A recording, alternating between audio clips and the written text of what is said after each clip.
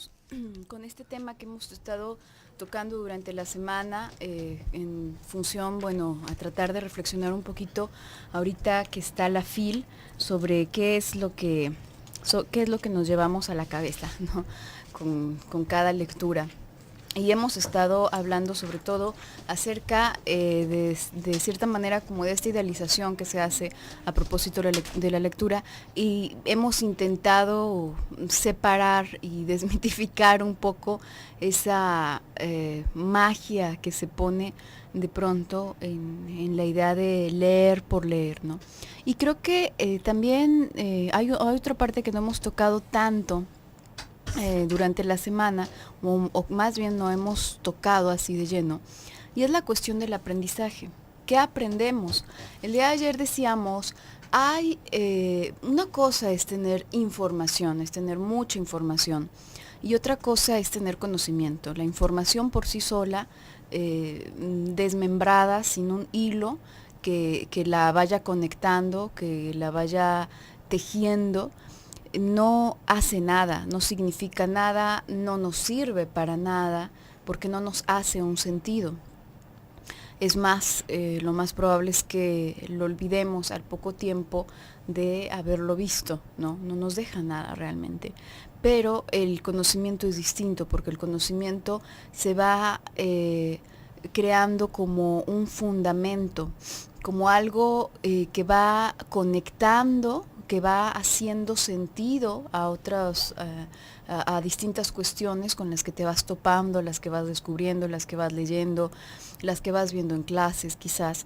Se va conectando, y al conectarse se va creando como una red cada vez más extensa y cada vez más fuerte. Por ahí se habla, incluso en estudios neuronales que se han realizado a propósito de ciertas enfermedades como el Alzheimer, como puede ser bastante benéfico estudiar distintos temas, leer sí, pero no en el sentido simplemente de leer, sino leer temas diversos para estimular las neuronas y que se vayan creando conexiones. Y aún en esos estudios se subraya, tendrían que ser temas distintos, porque tendrían que ser cosas que sí estimulen nuestro cerebro, no nada más que nos lleven a la repetición y a una confirmación en frases más bonitas de lo que ya queríamos leer por anticipado. Y también hay otra cosa que nos vamos a topar con los libros, Gaby, que creo que es muy importante señalar.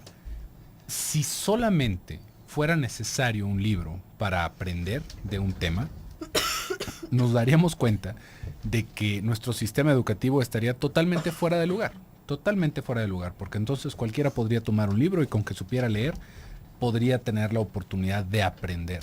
Pero aprender no solo involucra, como tú ya lo mencionaste ahorita, Gaby, el acumular datos.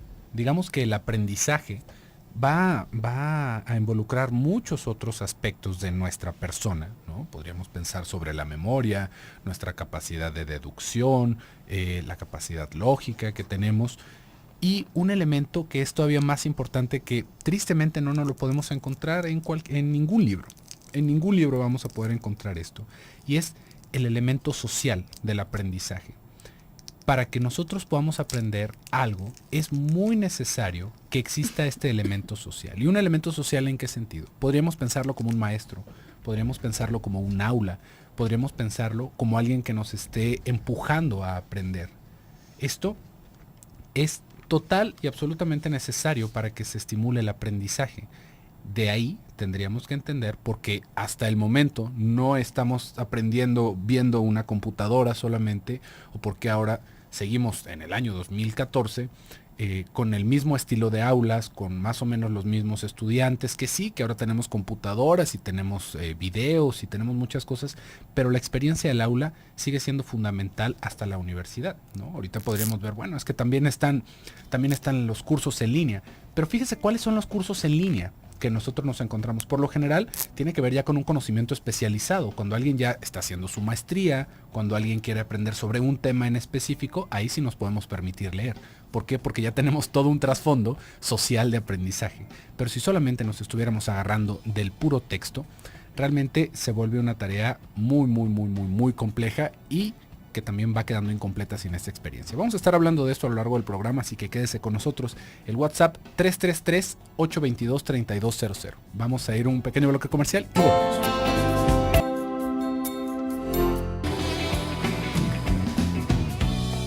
Regresamos a tu programa Desde tu Mirada, 6:19.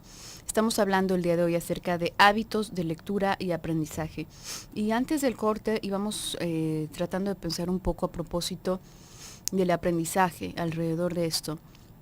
Lamentablemente hay un montón de cosas que se pretenden aparentar.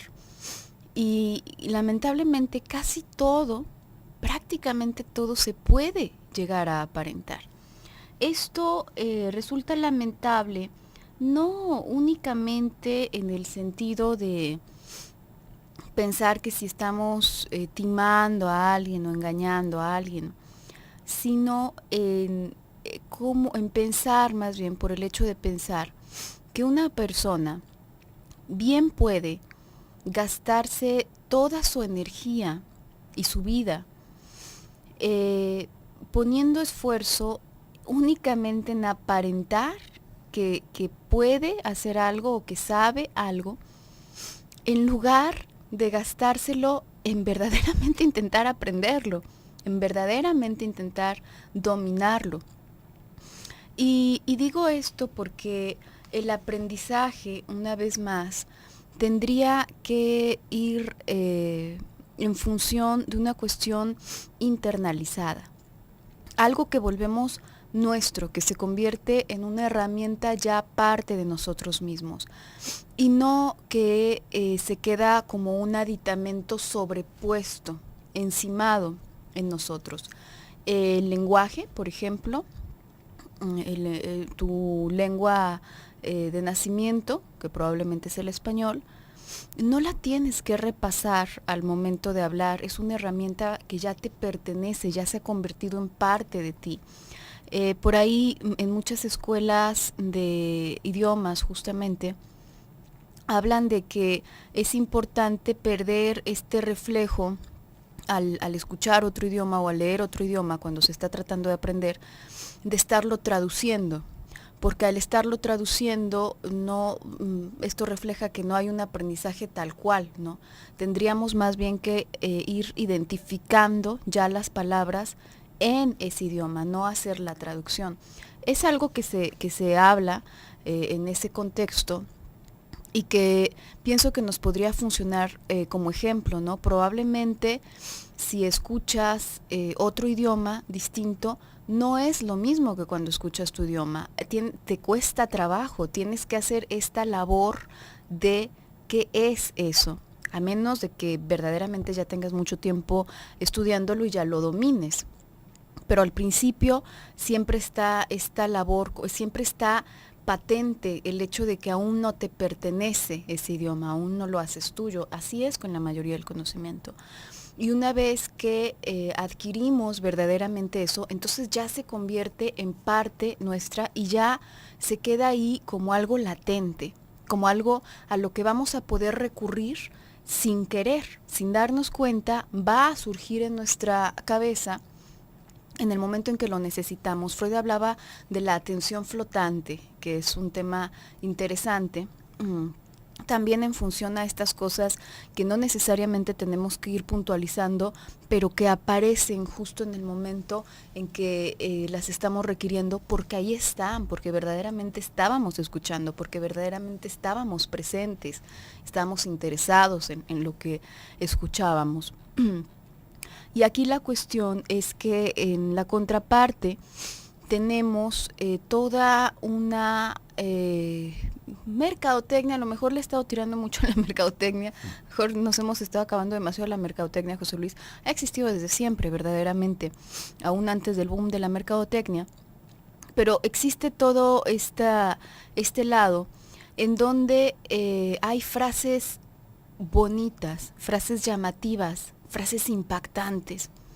Y entonces muchas personas asumen el aprendizaje como memorizar determinadas frases, ¿no?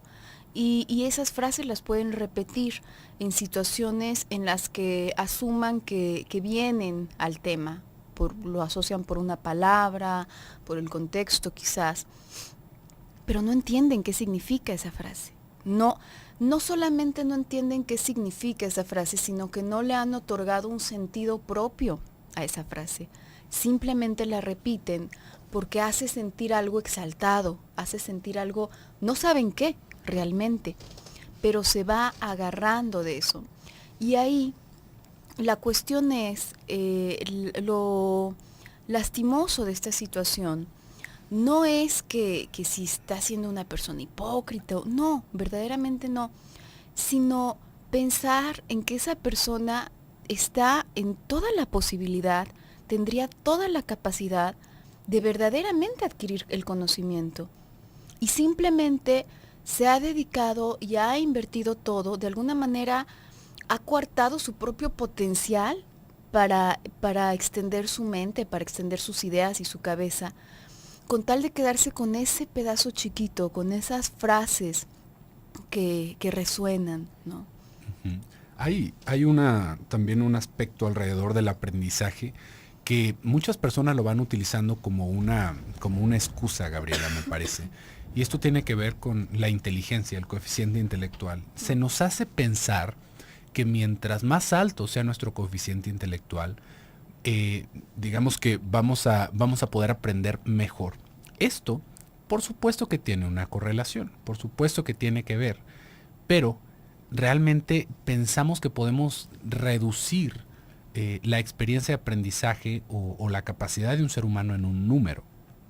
Y ese número, estoy seguro de que casi nadie sabe qué quiere decir o qué es lo que se está midiendo. Cuando decimos coeficiente intelectual, ¿qué es lo que se está midiendo? No, pues nuestra inteligencia. ¿Qué inteligencia? ¿En qué parte de la inteligencia nos estamos localizando? ¿Cómo es que se midió? ¿Qué prueba fue la que se utilizó? Y aún con ese desconocimiento, aún en la ignorancia de lo que estamos hablando, hay muchas personas que se intentan explicar su dificultad porque no son inteligentes. Y esto es una cosa realmente lastimosa, porque si supiéramos digamos, la cantidad, por decirlo de alguna forma, la cantidad, por ponerle un parámetro de inteligencia que necesitamos para desempeñar cualquier tarea que usted pueda ver a lo largo de su experiencia de vida, nos sorprenderíamos. ¿Qué tanto se requiere de inteligencia para aprenderse un libro, por ejemplo? ¿Qué tanto necesitamos de coeficiente intelectual para aprender a arreglar una máquina? ¿Qué tanto necesitamos para aprender a usar un programa? Realmente no va por ese lado. ¿Por qué? Porque más bien lo que nosotros vamos entendiendo como nuestra estupidez, lo que vamos identificando como que es una falta de inteligencia, es una falta de enfoque la mayoría de las veces. No podemos negar que haya personas con una capacidad intelectual mayor que otras, pero una capacidad intelectual mayor con el cuerpo de conocimientos que tenemos, a menos de que usted quiera mandar una nave espacial a un cometa, no es necesario que seamos unos eruditos para podernos desempeñar bien en la vida. No es tan necesario que tengamos ese coeficiente intelectual altísimo como los grandes genios para que podamos desempeñarnos bien en nuestra vida. Si pensamos en este sentido, que es más bien no una falta de inteligencia, sino una falta de enfoque, nos vamos a dar cuenta de cómo la experiencia de aprendizaje, una vez más, involucra muchas más cosas que los libros, que el material, que la inteligencia, sino que es toda nuestra disposición que tenemos para aprender. Alguien que quiere aprender a hacer algo tiene la herramienta más poderosa que se puede imaginar, que es su deseo por aprender. Porque al momento en el que nosotros tenemos el deseo de aprender, todas nuestras potencialidades se enfocan como si fueran un rayo láser para hacer eso. Y sí nos va a costar trabajo, por si no sabemos de un tema, nos va a costar trabajo. Pero piénselo así, si usted ahorita en sus 20, 30, 40, 50, 60 años, a la edad que tenga, se metiera a estudiar una carrera, imagínese la carrera que se le ocurra más difícil, tal vez medicina, que usted dijera, bueno, es que es una carrera muy complicada. Si usted dedicara su tiempo a estudiar, a sus 60 años se vuelve médico. ¿Sí ve? Claro, podríamos decir, bueno, pero es que nos cuesta más trabajo por la plasticidad del cerebro. Sí, pero lo va a hacer. Si tiene ganas de hacerlo, lo va a poder hacer. Tal vez no va a decir, bueno, y es que ahora soy uno de los médicos más exitosos de todo el mundo. No, pero va a ser médico. Realmente lo puede aprender. ¿Por qué?